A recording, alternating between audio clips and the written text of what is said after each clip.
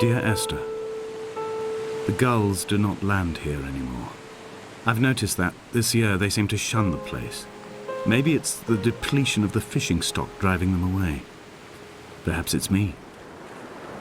When he first landed here, Donnelly wrote that the herds were sickly and their shepherds the lowest of the miserable classes that populate these Hebridean islands. 300 years later, even they have departed.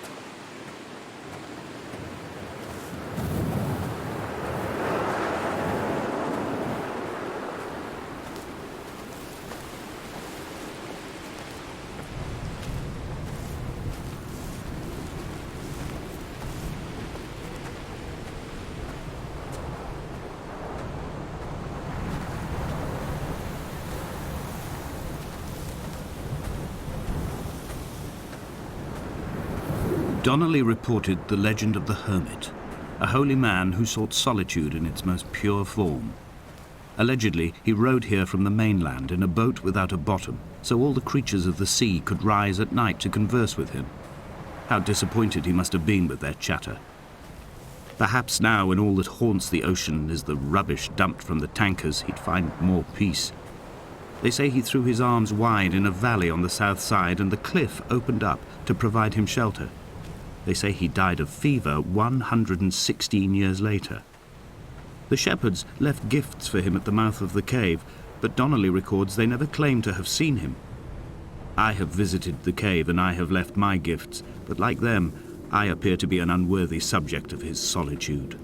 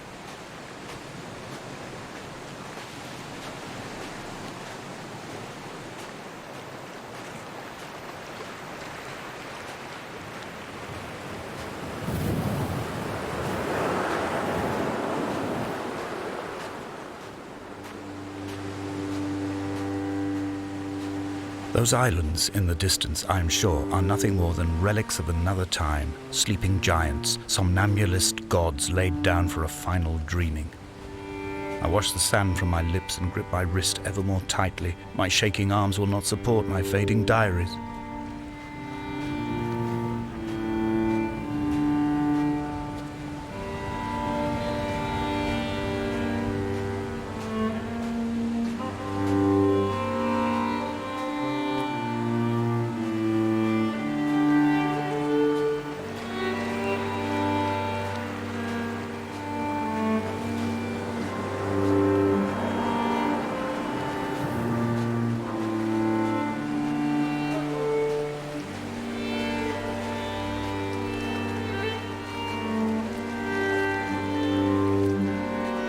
I have found the ship's manifest, crumpled and waterlogged under a stash of paint cans. It tells me that along with this present cargo, there was a large quantity of antacid yogurt bound for the European market.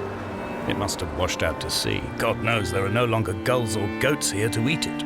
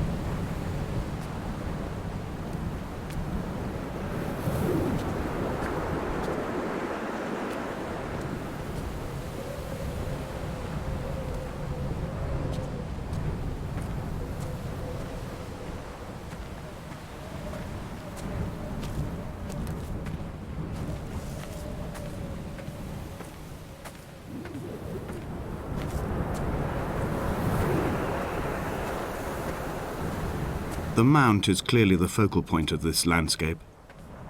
It almost appears so well placed as to be artificial. I find myself easily slipping into the delusional state of ascribing purpose, deliberate motive to everything here. Was this island formed during the moment of impact? When we were torn loose from our moorings and the seatbelts cut motorway lanes into our chests and shoulders, did it first break surface then?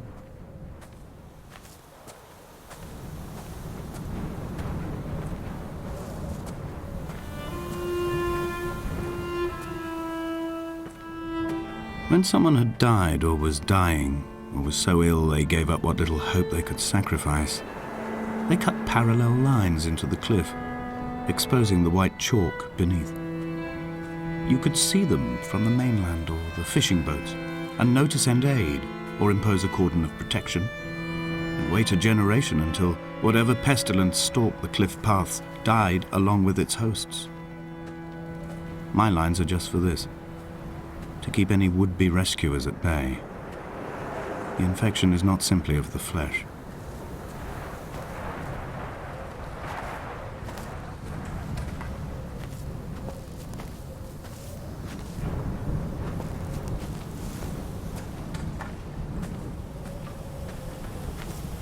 They were God-fearing people, those shepherds. There was no love in the relationship. Donnelly tells me that they had one Bible that was passed around in strict rotation. It was stolen by a visiting monk in 1776, 2 years before the island was abandoned altogether. In the interim, I wonder, did they assign chapter and verse to the stones and grasses, marking the geography with a superimposed significance that they could actually walk the Bible and inhabit its contradictions?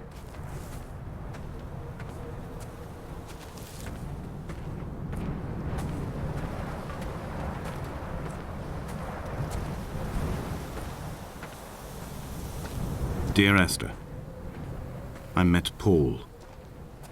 I made my own little pilgrimage. My Damascus, a small semi-detached on the outskirts of Wolverhampton. We drank coffee in his kitchen and tried to connect to one another. Although he knew I hadn't come in search of an apology, reason or retribution, he still spiraled in panic, thrown high and lucid by his own dented bonnet. Responsibility had made him old.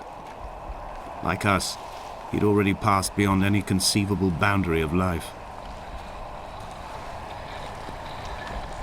I find myself increasingly unable to find that point where the hermit ends and Paul and I begin.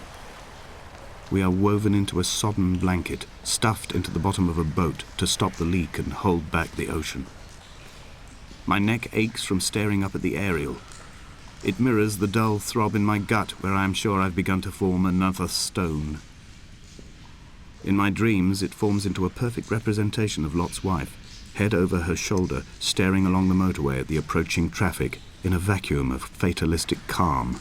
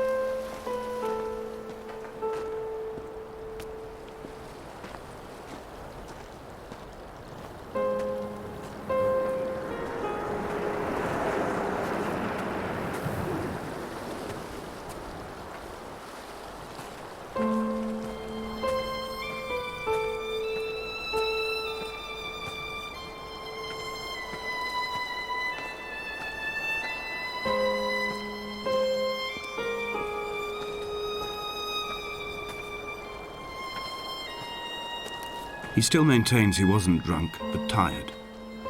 I can't make the judgment or the distinction anymore. I was drunk when I landed here, and tired too. I walked up the cliff path in near darkness and camped in the bay where the trawler lies beached. It was only at dawn that I saw the bothy and decided to make my temporary lodgings there. I was expecting just the aerial and a transmitter stashed in a weatherproof box somewhere on the mount. It had an air of uneasy permanence to it.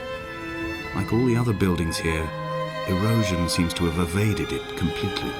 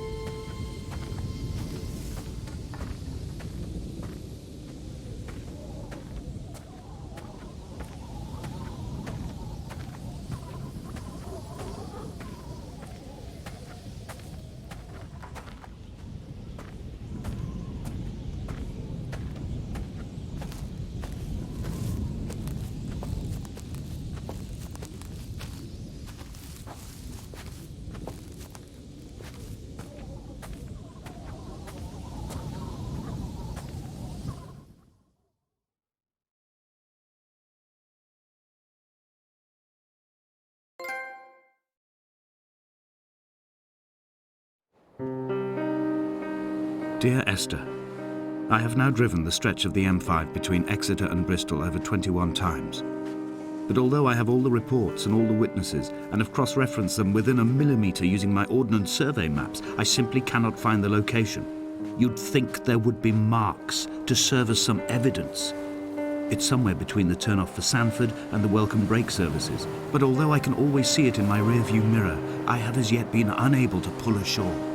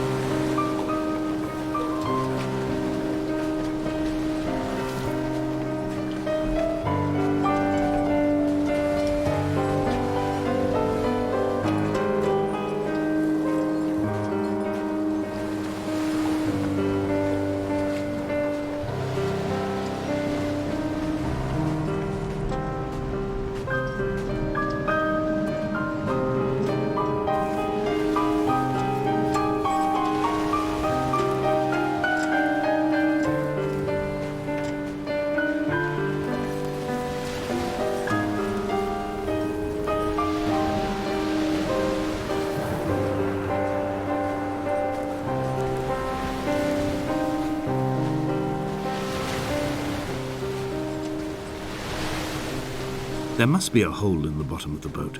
How else could new hermits have arrived?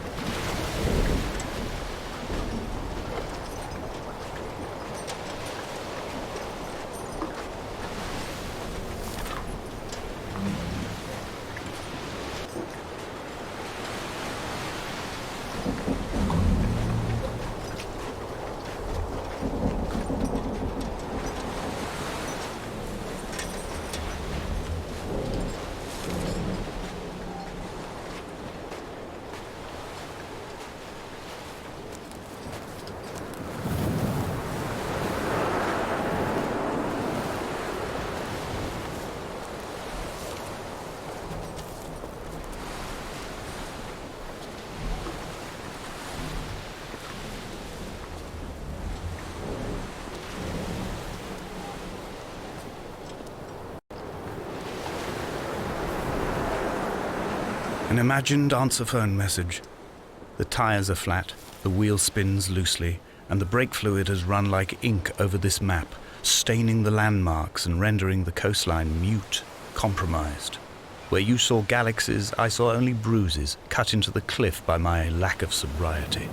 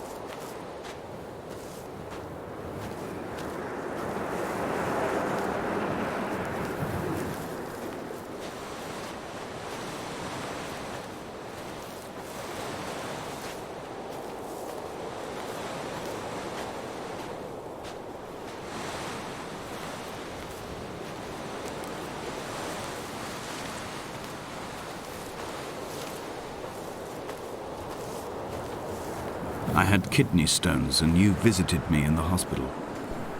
After the operation, when I was still half submerged in anesthetic, your outline and your speech both blurred. Now my stones have grown into an island and made their escape, and you have been rendered opaque by the car of a drunk.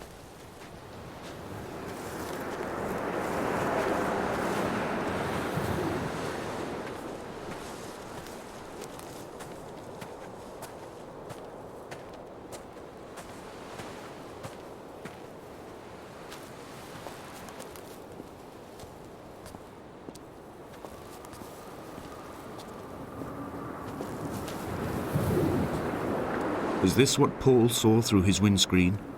Not Lot's wife looking over her shoulder, but a scar in the hillside, falling away to black forever.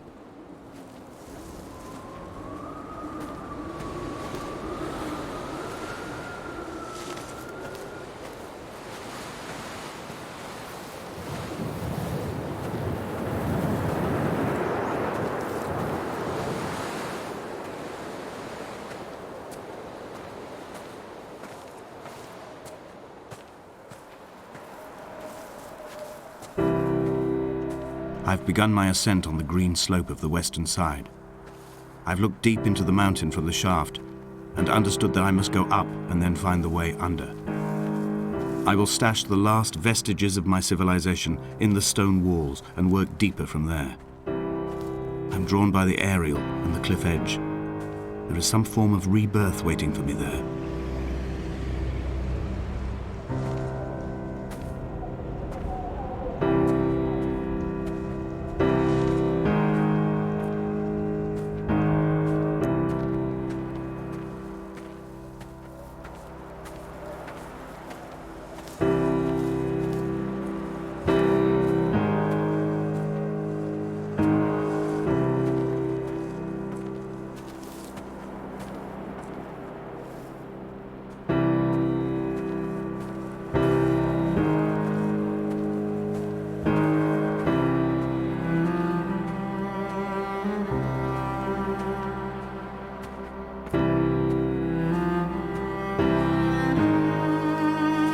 The bothy was constructed originally in the early 1700s. By then, shepherding had formalized into a career. The first habitual shepherd was a man called Jakobsen, from a lineage of migratory Scandinavians. He was not considered a man of breeding by the mainlanders. He came here every summer whilst building the bothy, hoping eventually that becoming a man of property would secure him a wife and a lineage. Donnelly records that it did not work. He caught some disease from his malcontented goats and died 2 years after completing it. There was no one to carve white lines into the cliff for him either.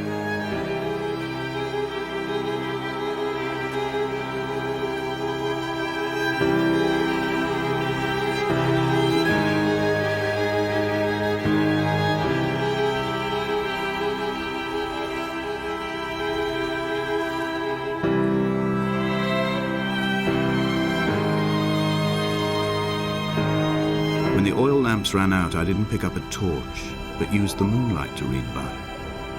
When I've pulled the last shreds of sense from it, I will throw Donnelly's book from the cliffs and perhaps myself with it. Maybe it will wash back up through the caves and erupt from the spring when the rain comes, making its return to the hermit's cave. Perhaps it will be back on the table when I wake. I think I may have thrown it into the sea several times before.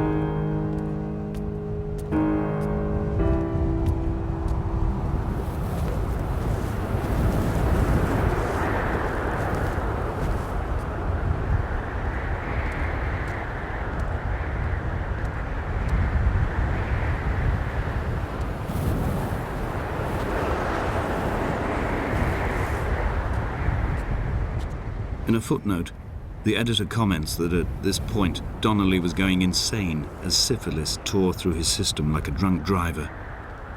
He's not to be trusted. Many of his claims are unsubstantiated, and although he does paint a colourful picture, much of what he says may have been derived directly from his fever. But I've been here, and I know, as Donnelly did, that this place is always half imagined. Even the rocks and caves will shimmer and blur with the right eyes.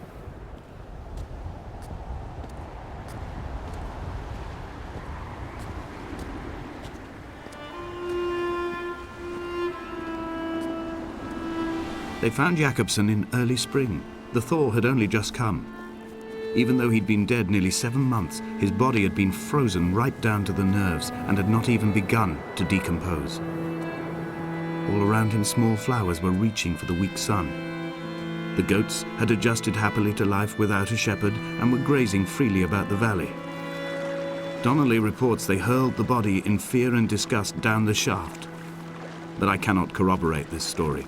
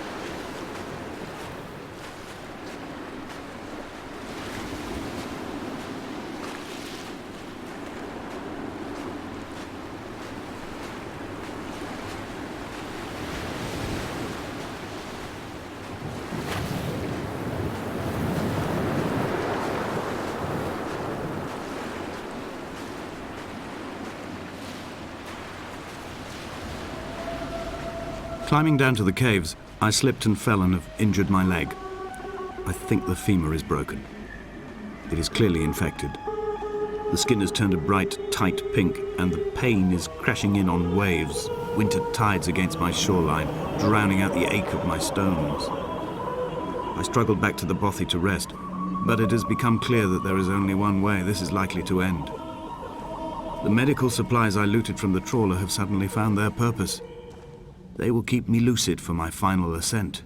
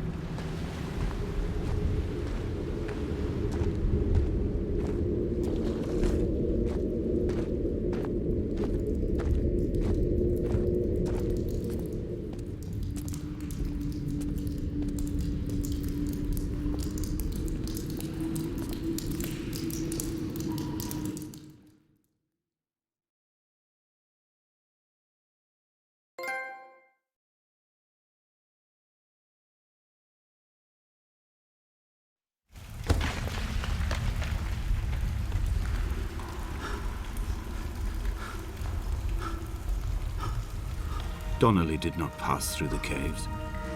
From here on in, his guidance, unreliable as it is gone from me. I understand now that it is between the two of us and whatever correspondence can be drawn from the wet rocks.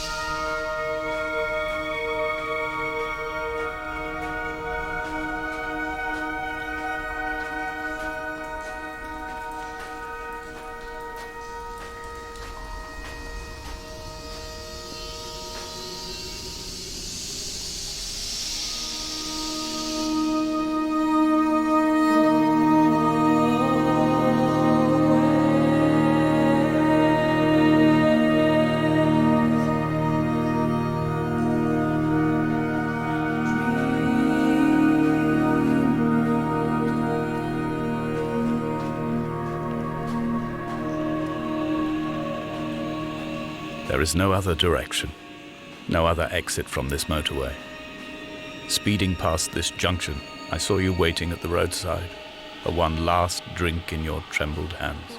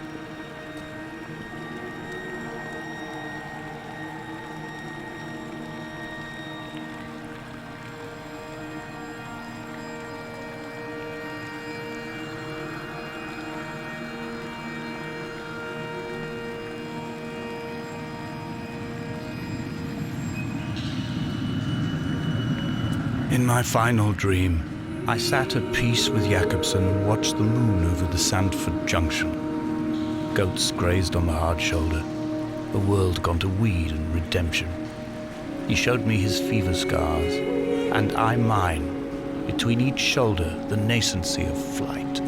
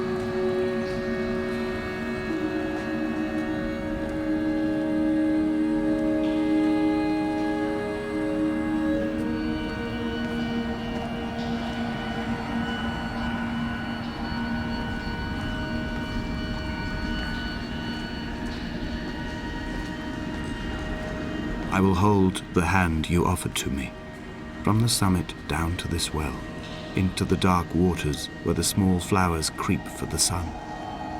Headlights are reflected in your retinas, moonlit in the shadow of the crematorium chimney.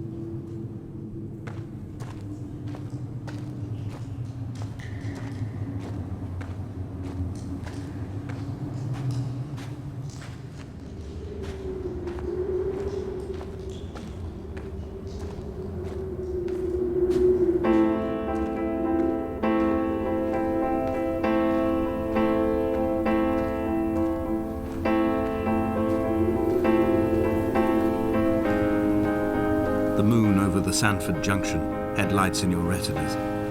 Donnelly drove a grey hatchback without a bottom. All the creatures of the tarmac rose to sing to him. All manner of symbols crudely scrawled across the cliff face of my unrest. My life reduced to an electrical diagram. All my gulls have taken flight. They will no longer roost on these outcrops. The lure of the moon over the Sanford Junction is too strong.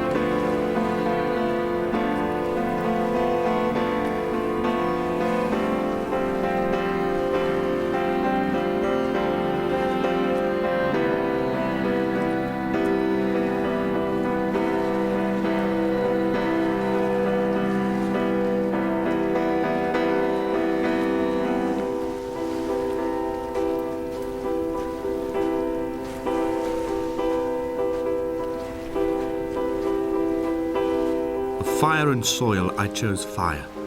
It seemed the more contemporary of the options, the more sanitary. I could not bear the thought of the reassembly of such a ruins. Stitching arm to shoulder and femur to hip, charting a line of thread like traffic stilled on a motorway, making it all acceptable for tearful aunts and traumatized uncles flown in specially for the occasion. Reduce to ash, mix with water, make a phosphorescent paint for these rocks and ceilings.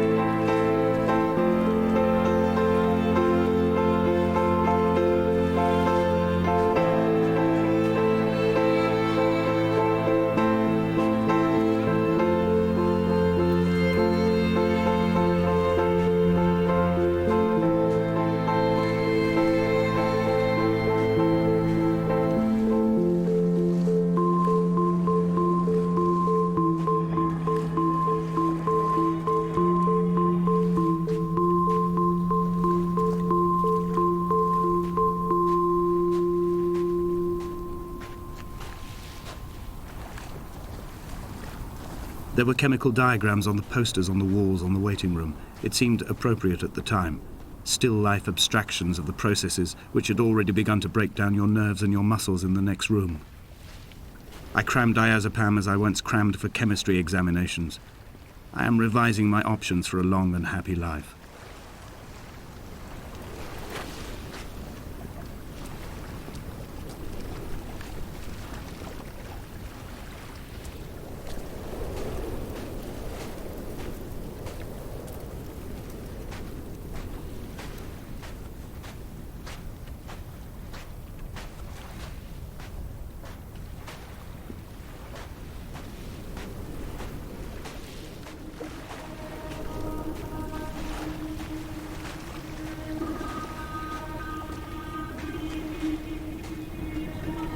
From here, I can see my armada. I collected all the letters I'd ever meant to send to you, if I'd have ever made it to the mainland, but had instead collected at the bottom of my rucksack, and I spread them out along the lost beach. Then I took each and every one, and I folded them into boats. I folded you into the creases, and then, as the sun was setting, I set the fleet to sail. Shattered into 21 pieces, I consigned you to the Atlantic, and I sat here until I'd watched all of you sink.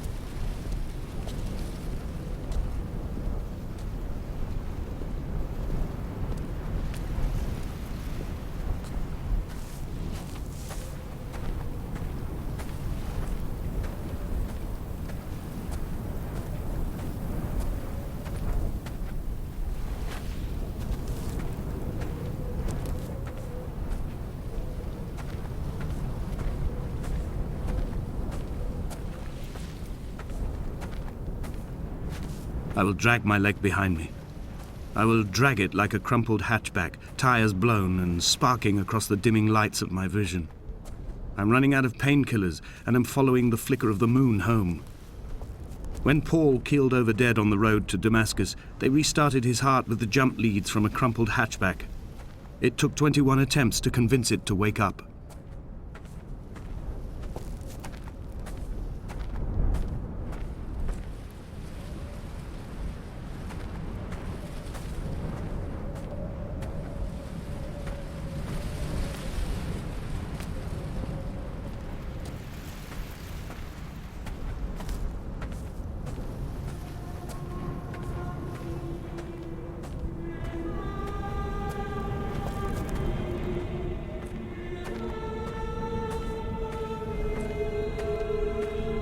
I've begun my voyage in a paper boat without a bottom. I will fly to the moon in it. I've been folded along a crease in time, a weakness in the sheet of life. Now you've settled on the opposite side of the paper to me. I can see your traces in the ink that soaks through the fiber, the pulped vegetation. When we become waterlogged and the cage disintegrates, we will intermingle. When this paper aeroplane leaves the cliff edge and carves parallel vapor trails in the dark, we will come together.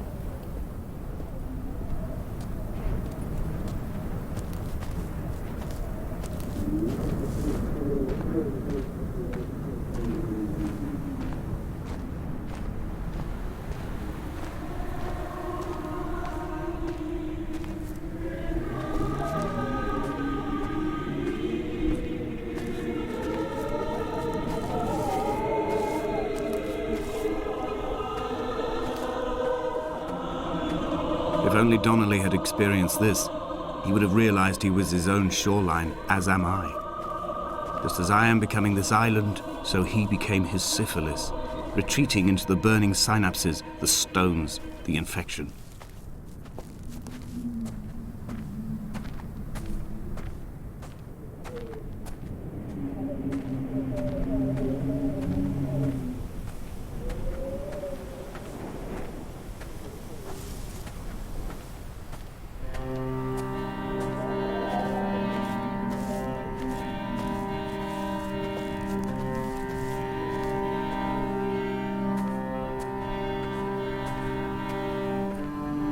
Bent back like a nail, like a hangnail, like a drowning man clung onto the wheel, drunk and spiraled, washed onto the lost shore under a moon as fractured as a shattered wing.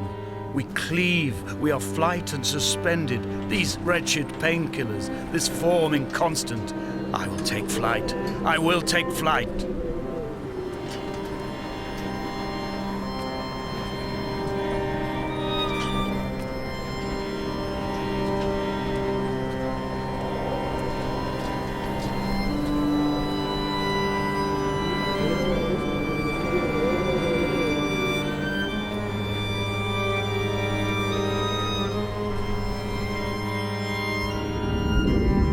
Come back.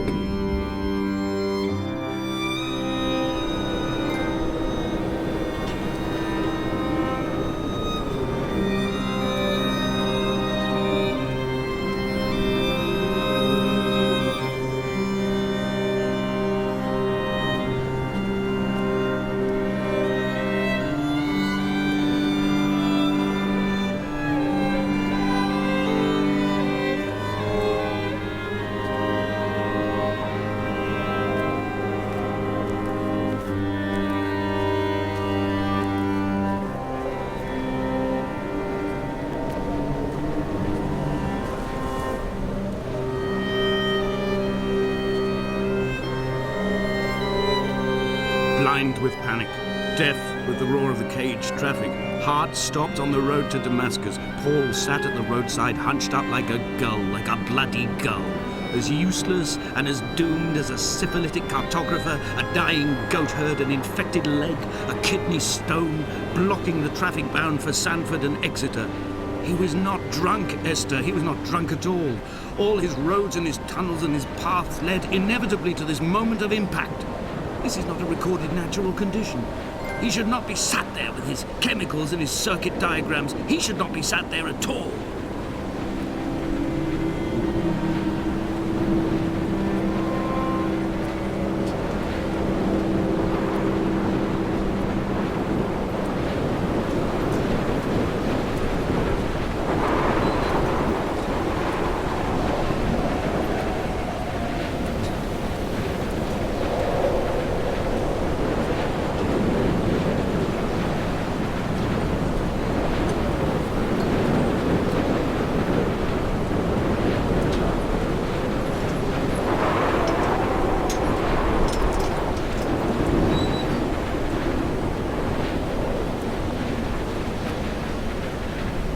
I am the Ariel. In my passing, I will send news to each and every star.